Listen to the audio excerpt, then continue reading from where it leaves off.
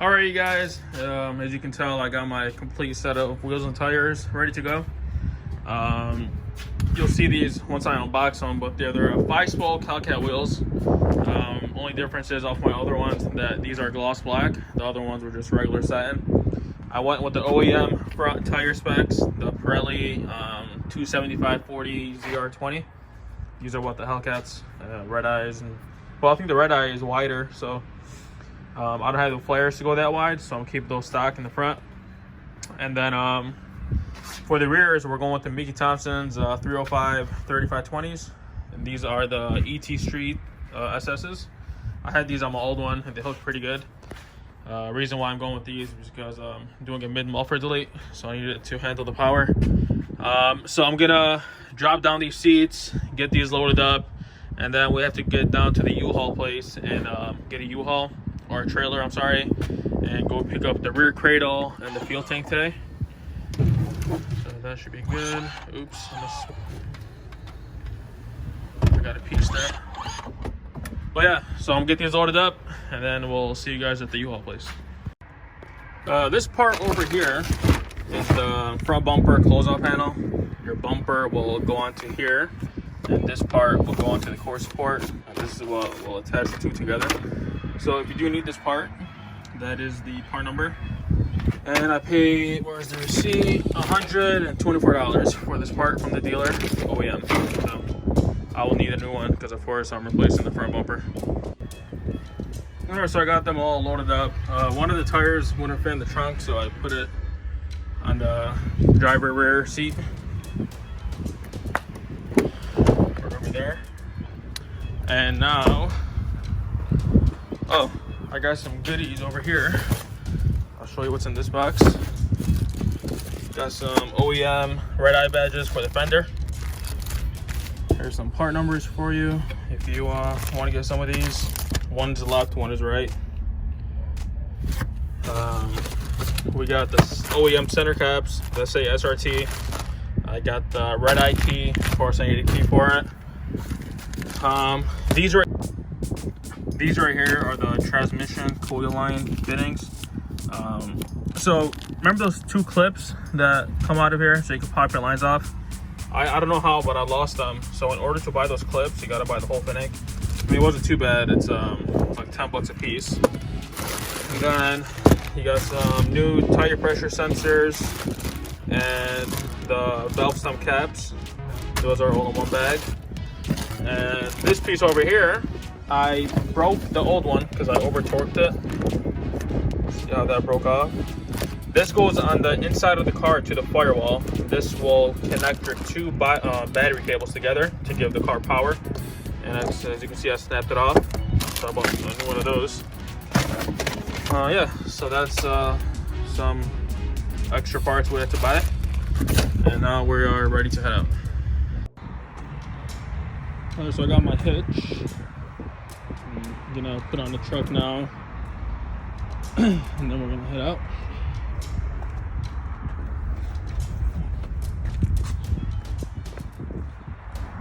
On the Escalade, you got this cover that has two tabs right under it. One's over here, twist that off. One's over here and twist that off. Then you pull down and up. And that's where your hitch will go.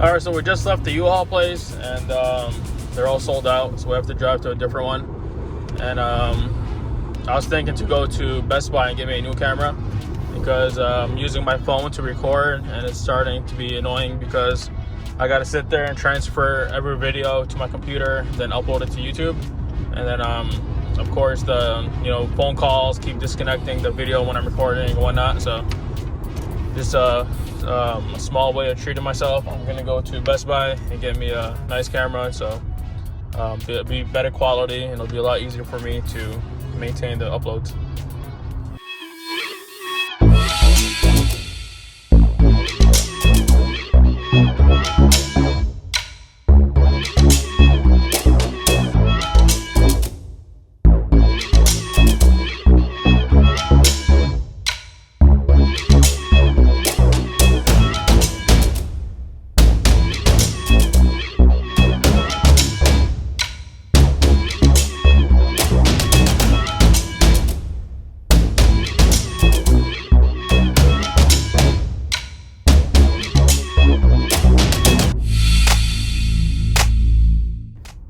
All right, so we just left Best Buy, and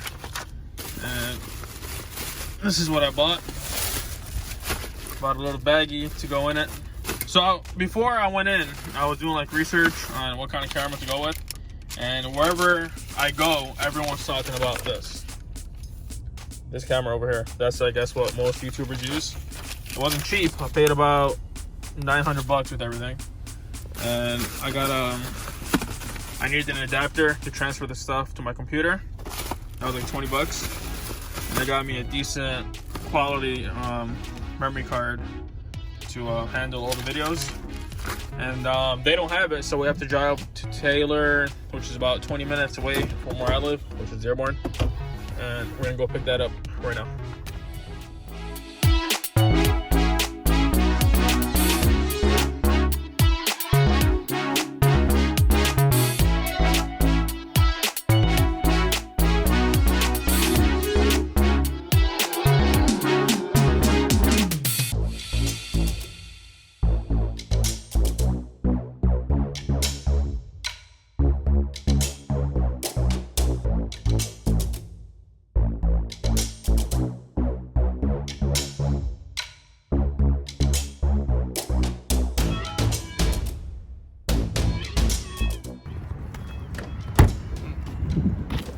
All right, so we just got here. We're gonna do the paperwork. I think we're all the way in the back down there, and then get it strapped up and head back to the house. All right, so we got the paperwork taken care of, and it should be one of these big ones over here. I think he's right there. Back up, get it loaded, and then we could leave. It was a far drive. I thought it was close.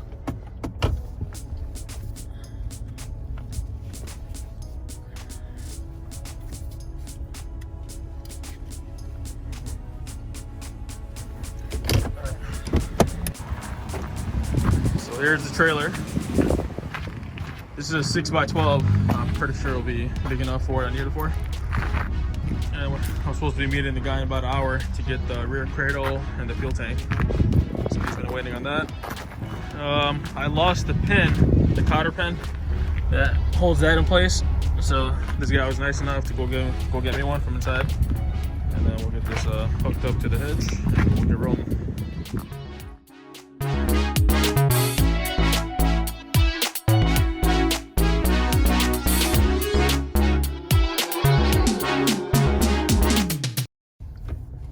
So I guess there's a special adapter that you need for the trailer, for the lights, and I don't have it. So I have to go back in there and buy it, because they won't let me leave without it. Damn, did I take the wrong turn?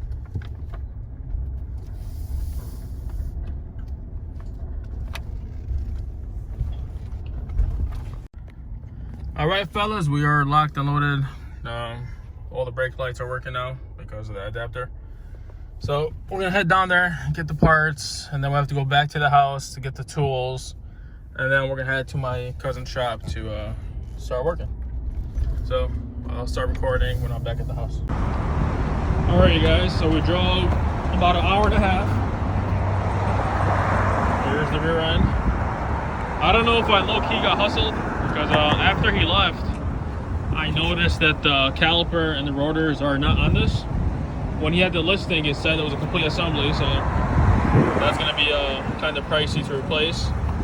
There's the fuel tank off the REDEYE because it has dual fuel pumps. Other than that, we're about to fill up some gas and then head back to the shop and start unloading these parts.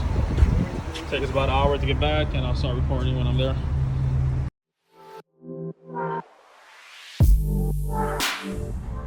All right, guys, so we're on the way back to the shop now. We're just actually heading out. We got some gas, and navigation says about an hour and 26 minutes. So we're gonna get that knocked out, and then continue to record when we're back at the shop.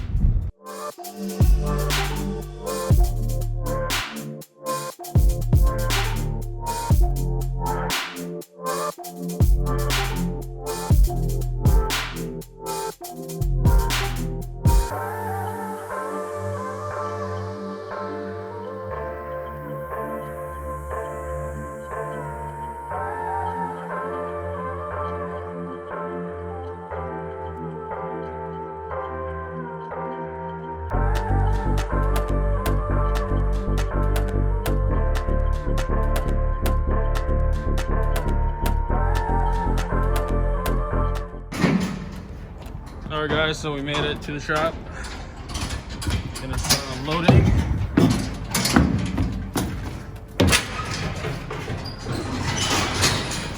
Talk about that in a bit. But that's a car over there. We're gonna drop this stuff down and then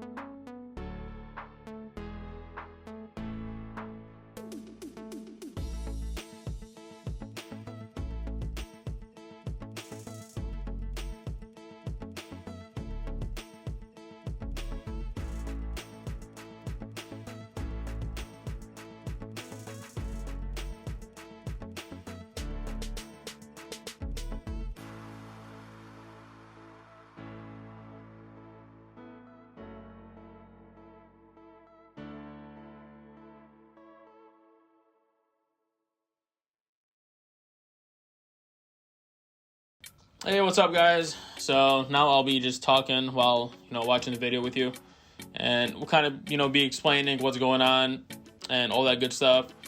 So just a heads up, the beginning of the series of this car is going to be going pretty quick. For that reason is I was short on time because I only had the shop for the weekend, and I wanted to get as much done as possible.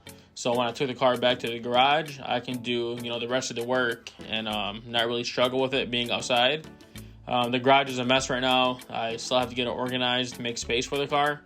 But I have a lot of parts left over from the Gen 2, and it's just taken up more than half the garage up. So that's the reason why I couldn't do it there. But like I said, my cousin was really generous. He let me borrow the garage over the weekend, and that's where I was doing the car at. So depending on where you watch which part, I mean, as we speak right now, I'm already, the new engine is already in.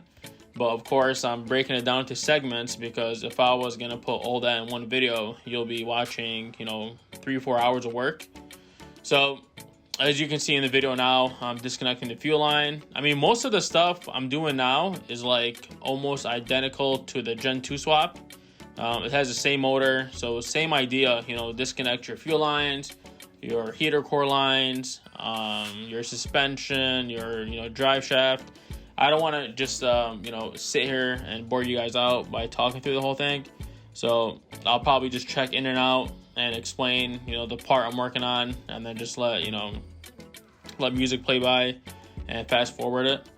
But just stick around, see what I'm doing. And like I said, if you're going to be building a car while watching these videos, there's a lot of good information, a lot of good scenes of what you need to do, especially if you're doing this yourself. So just pay attention, follow along, and feel free to DM me on Instagram if you have any questions you want to get with me, directly. Of course, CalSRT on Instagram. And I appreciate you guys as always. I'm going to continue to watch the video together. And once we finish it out, we'll talk in detail what's going to go on next.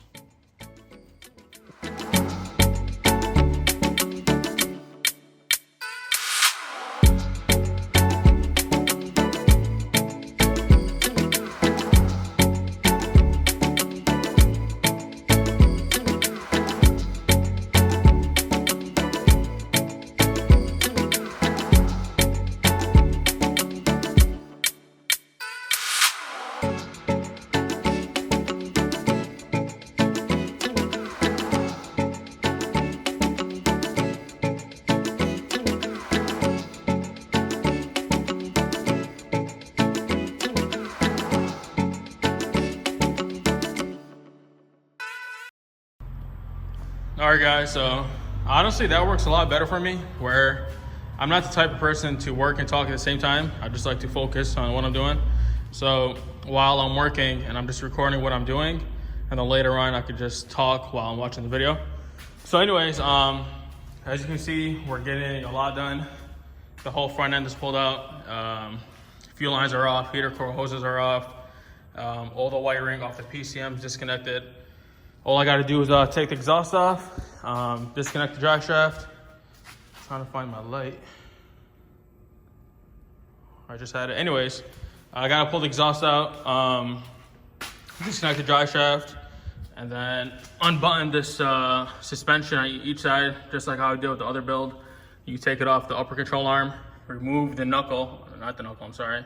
Remove the caliper so you're not leaking brake fluid everywhere. You can disconnect those later. And drop the whole thing, loosen up the 4 bolts on the cradle, and the whole thing will come down. But yeah, that's what I'm gonna do now. It's gonna be hard to record. I'm working by myself today, as you can see. So I'm gonna show you where it's at. Oh, there's my light. I'm gonna show you where the bolts at. So you got those two. I think those are 15 millimeters. And you have those brackets, 1 and 2. So of course, just take those off, hammer it out if you need to. Take the exhaust out, and then we'll disconnect we'll leave the trans mount for last, because I have to support it with the hoist from the behind, because it's too much weight in the back. But we're almost ready to drop the powertrain, and we'll continue working. All right guys, I'm not gonna lie, taking off the exhaust by myself was really hard. With the old one, I was having my brother support it from the behind, and I was hammering it by the cat, and it just slid off. But I was doing that by myself. But as you can see, we got it off. It's wasn't that too hard, but could have been easier. Now for the upper control arm, always keep the bolt or the nut tied up to it. Don't take the whole thing off, because as you can see, when you're beating it with a hammer, the thing will pop right off. And if you don't have the bolt or the nut holding it down, that thing will just come swinging, and it can hit you in the face and really hurt you. But just keep that on, and then just loosen up by your hand or use your gun, and then the whole knuckle will fall right out. And then you can just put your nut back onto the upper control arm, so you're not going to lose it, just in case you misplace it. But really easy. Do the same thing for the other side, same exact way. If the upper control arm bolt spins, like it's spinning with the actual ball joint, just press it down with the tie bar, put some pressure on it, and then open it. It'll come right off.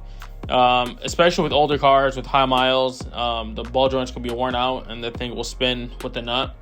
So like I said, just hold down a pry bar or something that will put pressure against it, then unbolting it or unloosen it, and it will come right off.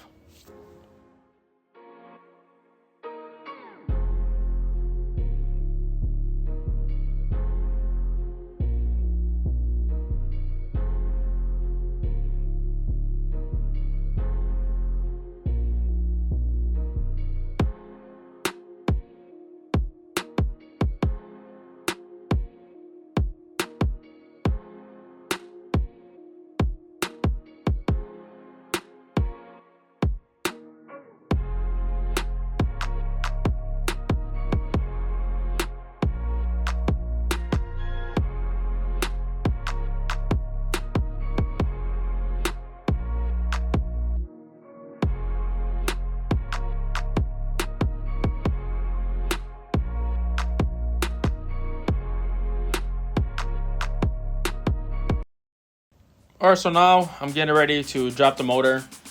Same technique. I use a seat belt, wrapped it around the exhaust manifolds on each side.